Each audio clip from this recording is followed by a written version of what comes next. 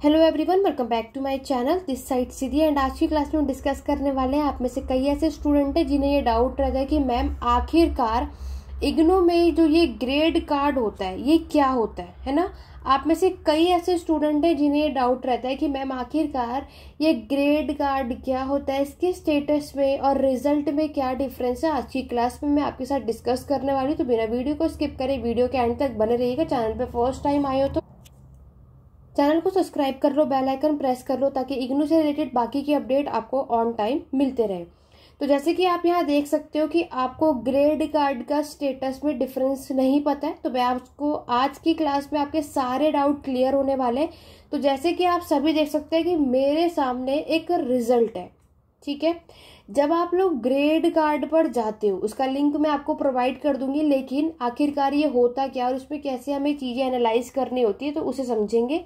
देखो यहाँ पर आपका जब ग्रेड कार्ड, जैसे कि अभी आप जानते हो कि आपका जब रिजल्ट आता है, क्या आता है, आपके जो रिजल्ट आते हैं उसमें क्या होता है कि आपको पता है कि हमारे असाइनमेंट और आपके प्लस एग्जाम, यानी जो हम एग्जाम देकर आए हैं, इन दोनों के मार्क्स को ऐड करने के बाद हमें मार्क्स मिलते हैं।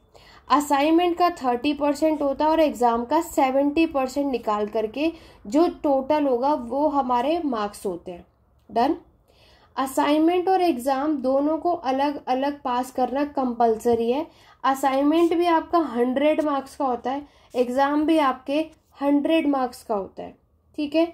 आपको दोनों क्लियर करना जरूरी है, असाइनमेंट सबमिट करना जरूरी है और एग्जाम देना भी जरूरी है और एग्जाम में पास होना भी जरूरी है।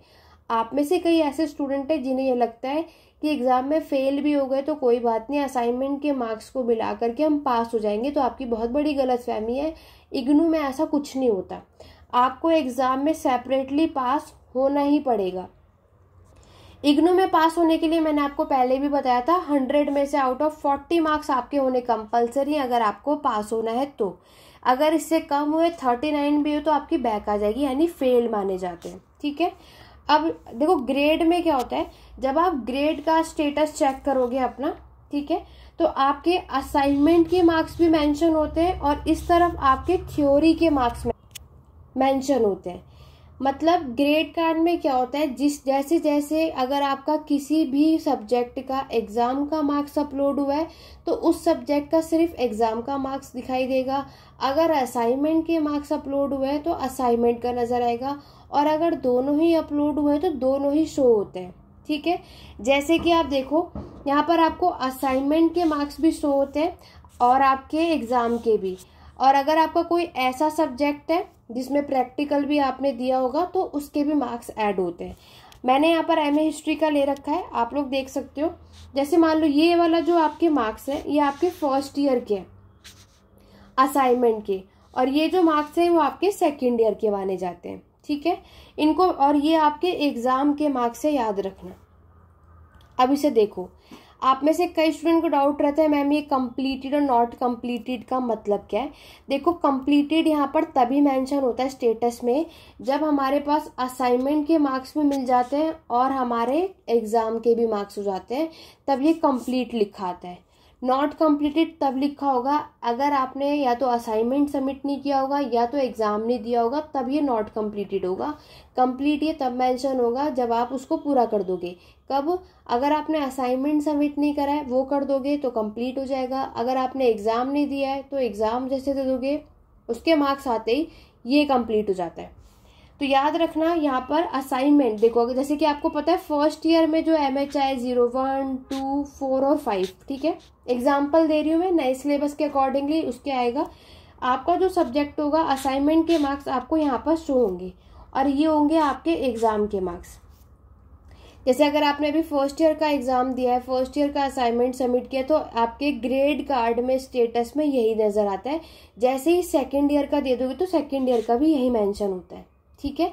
मतलब ग्रेड कार्ड स्टेटस की अगर मैं बात करूं तो इसमें आपका चाहे 2 साल का कोई कोर्स हो या 3 साल का कोई कोर्स हो, ग्रेड कार्ड के स्टेटस में पूरे कंप्लीटली कोर्स का एक साथ ही रिजल्ट यहाँ पर आपको दिखाई देगा।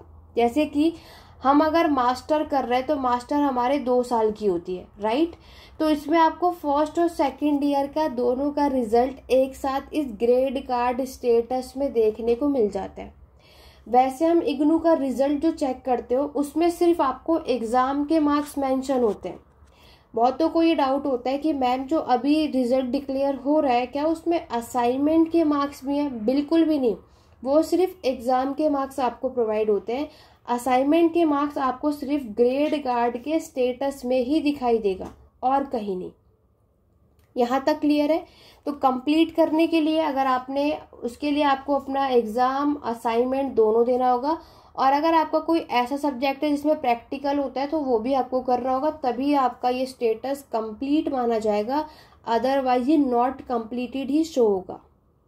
ठीक है, तो ग्रेड कार्ड में ये चीज मेंशन है। और दूसरा ये बता दूं कि कभी कभी ऐसे होता है, जैसे कि आपने देखा कि इसमें MHI5 में 40 है, बस आप पास हुए हो, आपने देखा बस जस्ट टच हुआ है, पास हुआ है, लेकिन आपने अब कोशिश कर रहे हो कि अब आप इसका री एग्जाम देने वाली हो, लेकिन अभी आपके रिजल्ट में यानी ग्रेड कार्ड के स्टेटस में 40 मार्क्स नजर आ रहे हैं। और अगर आपने दोबारा से एग्जाम दिया और इस एग्जाम में मार्क्स बढ़ गए, मान लो 60 हो गए, तब आपको ये 40 नजर नहीं आएंगे, तब आपको इसकी जगह 60 शो होगा। ये भी मैं क्लियर कर देती हूँ। तो ग्रेड कार्ड स्टेटस का मतलब समझ आ गया। तो इस स्टेटस में हमारे पूरे कंप्लीट कोर्स का रिजल्ट एक साथ ही ग्रेड कार्ड स्टेटस में शो होता है, और ये कंप्लीट तब होगा जब आपने असाइनमेंट और एग्जाम दोनों को दिया होगा और आप उसमें क्लियर भी होंगे।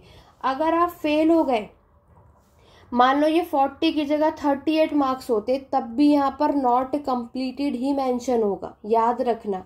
ठीक है, फेल भी हो जाते हो तो भी नॉट कंप्लीटेड आता है। अगर आपने एग्जाम नहीं दिया या असाइनमेंट सबमिट नहीं दिया तब भी ये नॉट कंप्लीटेड आता है।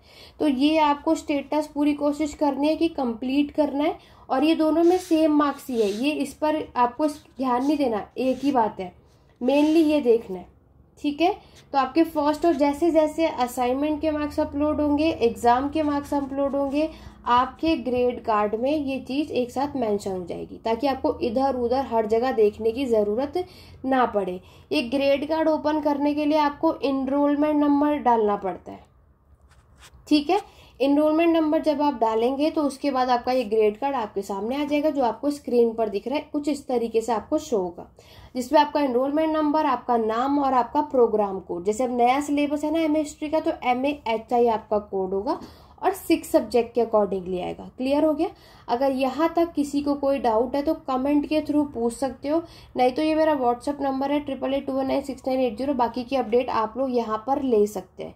तो ग्रेड कार्ड क्या होता है, इस पे किस तरीके से रिजल्ट शो होता है, ये आपके बहुत सारे डाउट थे, इसलिए आज की क्लास में मैंने आपका ये डाउट क्लियर कर दिया है।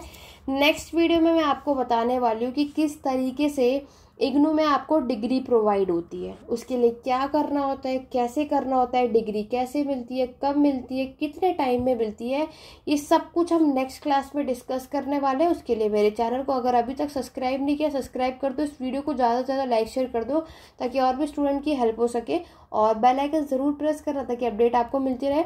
इग्नू से रिलेटेड मैंने व्हाट्सएप ग्रुप बनाया, लिंक आपको डिस्क्रिप्शन और कमेंट बॉक्स में मिल जाएगा, उसको जरूर ज्वाइन करो, ताकि इग्नू से रिलेटेड कोई भी अपडेट नोटिफिकेशन आए आपको अपडेट मिलते रहे। तो चलिए स्टूडेंट, आज की क्लास में बस इतना ही, मिलते हैं अपने नेक्स्ट वीडियो में। Thank you for watching.